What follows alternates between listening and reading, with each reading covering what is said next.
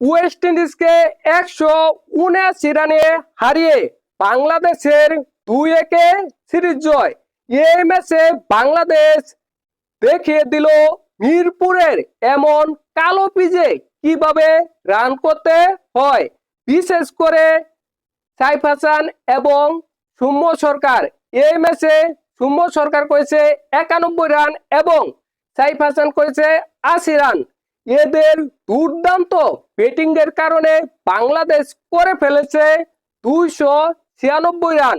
দেখেন, বাংলাদেশ প্রথম 25 ওভারে 175 রান করে কোনো উইকেট না হারিয়ে বাংলাদেশের বাকি রয়েছে 25 ওভার, হাতে রয়েছে 10 উইকেট।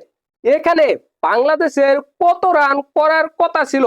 কমপক্ষে আরো 200 রান যোগ করার কথা ছিল, কিন্তু বাংলাদেশ পরবর্তী 25 ওভারে করেছে মাত্র 121 রান, হারিয়েছে 8 উইকেট। বাংলাদেশ তবু করেছে 296 রান। যখন বাংলাদেশ 296 রান করে ফেলেছে মিরপুরের এমন কালো পিচে, তখনই বাংলাদেশ এই ম্যাচটি জয় লাভ করে ফেলেছে, নিশ্চিত জয় লাভ করে ফেলেছে। দেখেন, বাংলাদেশের যে স্পিন বিভাগ, অসাধারণ ভয়ঙ্কর স্পিন বিভাগ, এই স্পিন বিভাগের বিপক্ষে মিরপুরের এমন কালো পিচে ওয়েস্ট ইন্ডিজ এত রান করে ফেলবে, এটা চিন্তা করাও অন্যায়, এটা চিন্তা করাও পাপ। যখন ওয়েস্ট ইন্ডিজ ব্যাটিং এ নামে, তারা একের পর এক উইকেট হারাতে থাকে। ওয়েস্ট ইন্ডিজ 117 রানে অল আউট। এই ম্যাচে বাংলাদেশের বোলাররা অসাধারণ বোলিং করেছে, দুর্দান্ত বোলিং করেছে। রিশাদ এবং নাসুম আহমেদ পেয়েছে 3 উইকেট করে, অন্যদিকে তানভীর ইসলাম এবং মেহেদী হাসান মিরাজ পেয়েছে 2 উইকেট করে।